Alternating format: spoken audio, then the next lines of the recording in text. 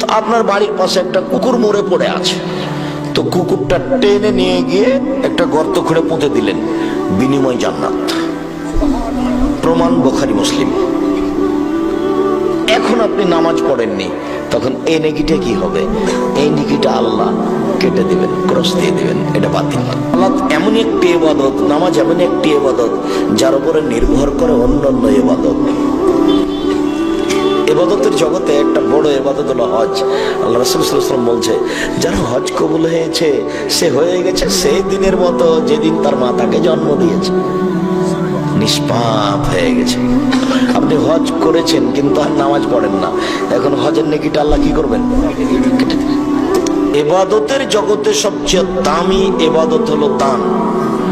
ওর চেয়ে শক্তিশালী কোনো ইবাদত নেই, খুব শক্তি রাখে। ব্যতিক্রম শক্তি ক্ষমতাধর ইবাদত হলো দান, খুব পাওয়ারফুল ইবাদত, সবকিছু ঠেকিয়ে দিতে পারে।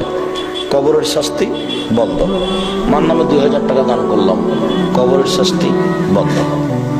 দান মানুষের পাপকে মিটিয়ে দেয়, পানি যেমন আগুনকে নিভিয়ে দেয়। তো 50,000 টাকা দান করলেন, কিন্তু সালাত নামাজ নেই, এখন এটা কি হবে? কেটে দেবেন। বোঝাতে পারি না মনে হয় ভালো করে।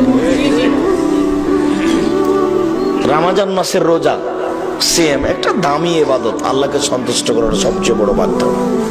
রমজান মাসের সেম রোজার আগে কিন্তু নামাজ পড়ে না, তবে তারাবি পড়ে। এটা ভুল হিসাব। তারাবি তো নফল জিনিস, পড়লেই কি আর না পড়লেই, পড়লে নেই কি না পড়লে নেই। আর রমজানের সিয়াম তো ফরজ, জরুরি ইবাদত।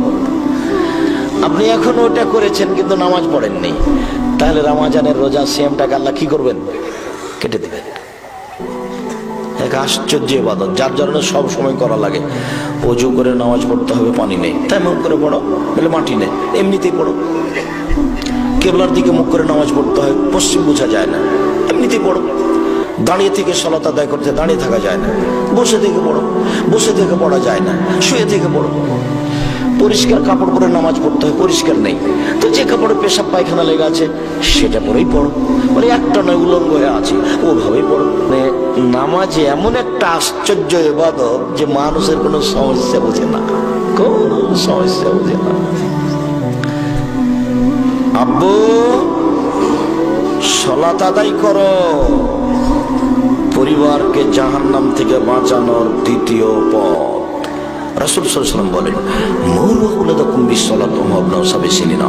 তোমরা তোমাদের ছেলে মেয়েকে সালাত আদায় করতে বলো 7 বছর বয়সে, পিটিয়ে সালাত আদায় করাও 10 বছর বয়সে। 15 বছর বয়স হয়ে গেছে, ছেলে নামাজ পড়ে না, তখনও বাপ বেঁচে আছেন, এ কথা মিথ্যে। বাপ আছেন, ছেলে নামাজ পড়ে না, এটা হতে পারে না, এটা অসম্ভব। 3, আল্লাহর নবী সালাতের আগে ঘুমানোকে অপছন্দ করতেন, ঘৃণা করতেন, আর এশার সালাতের পরে কথা বলাকে ঘৃণা করতেন। বাপ মায়ের জন্য পরিবারের উপরে জরুরি কাজ, এশার সালাতের পূর্বে কেউ ঘুমাতে পাবে না, এশার সালাতের পরে কেউ গল্প করতে পাবে না। রাত 12টার সময়তে ছেলে আড্ডা পিটে কোথা থেকে আসলো, তখন মায়ে বলছেন, আব্বু আব্বু আব্বু তোমার জন্য খানা পানি শোকেজে সাজিয়ে রেখেছি, আব্বু তুমি খেয়ে নাও।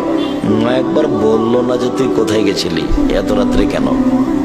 চিনা, ও বাপ মা নয়, ওর বাপ ওর বিবাহ দিয়েছে, বউয়ের কাছে গেছে, তাই ছেলে হয়ে গেছে, ও এমনিতে বাপ হয়েছে, ও নিজে জানে না কিভাবে বাপ হওয়া লাগে। মায়ের বাপে বিবাহ দিয়েছে, বেটির স্বামীর কাছে গেছে, তাই বাচ্চা হয়েছে, এই জন্য মা। আসলে মা কাকে বলে তার জানা নেই। কয়েক মিনিট পরে আপনাকে আমি বাপ মা দেখাচ্ছি, বাপ মা কাকে বলে। আপাতত এইখানে রাখলাম 3 নম্বর স্তরে, যে বাপ মা বেঁচে থাকলে ছেলে মেয়ে এশার সালাতের পূর্বে ঘুমাতে পাবে না,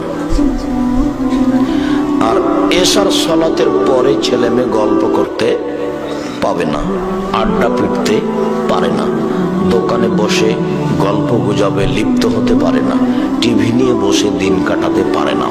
4, রাসূল সাল্লাল্লাহু আলাইহি সাল্লাম বলেন, কারো যদি কাজের মেয়ে থাকে তাহলে সে কাজের মেয়েকে শিখিয়ে দিবে, সুন্দর শিখিয়ে দিবে, শিষ্টাচার শিখিয়ে দিবে, সুন্দর শিষ্টাচার শিখিয়ে দিবে, তাহলে তার ডবল নেকি। এতক্ষণ পর্যন্ত কাজের ছেলে মেয়েকে শিখাতে হবে মালিককে, এই কথা বলা হলো বুখারী মুসলিমে। এবার আবু দাউদের হাদিস। জি আপনাকে বলছি, এদিকে শোনেন, আপনাকে বলছে, এই মেয়ে কথা বলছো কেন? চুপ থাকো, শরম হয় না? তুমি ক্লাস 10-এ পড়ো, তোমার মাথায় কাপড় নেই, লজ্জা করো না কেন? তোমার বাপ তো কাপুরুষ, জন্ম দিয়েছে, দায়িত্ব পালন করতে হবে সেটা জানে। তোমার বাপ তো কালকের দিনে তুমি কিভাবে নাচছো সেটা তোমার বাপ দেখে খুশি হচ্ছে যে আমার মেয়ে ভালো নাচতে পারে 16 ডিসেম্বরে। এই তো তোমার বাপ। তোমার বাপ তোমাকে কি বলবে? তুমি যেদিন ক্লাস 8-এ উঠেছ সেদিন তোমার হাইজ হয়েছে, তোমার বিবাহ হলে 2টা বাচ্চা হতো, তুমি 2 ছেলের মা, এই বয়স তোমার, তুমি কি করে মাথায় কাপড় না দিয়ে এখানে বসে আছো? শীতের দিনে তোমার মা তোমাকে দেখে না, তোমার বাপ দেখে না? এদিকে দেখো, তোমার বাপের ব্যাপার আল্লাহ রাসূল বলছেন, মান ওয়ালাদালাহু ওয়ালাদুন, কারো যদি ছেলে মেয়ে জন্ম নেয়, ফাল ইহসান ইসমাহু, সেজন্য একটা সুন্দর নাম রাখে, ও আদাবাহু, সেজন্য তাকে সুন্দর শিষ্টাচার শিখিয়ে দেয়। খারাপ স্বভাব আছে সব এই বাপ মায়ের। আমার কাছে ও মানুষই নয়, ওকে আমি পশু প্রাণীর মতো মনে করি। বোঝে না ওরা অন্তর আছে, বুঝে না, দেখে না ওরা চক্ষু আছে, দেখে না, শোনে না ওরা কান আছে, শোনে না। উলাইকা কালানাম, তারা পশু প্রাণীর মতো, তারা গরু ছাগলের মতো, তারা কুকুর শ্রীগেলের মতো, বালহাজাল, বরং তার চেয়ে খারাপ।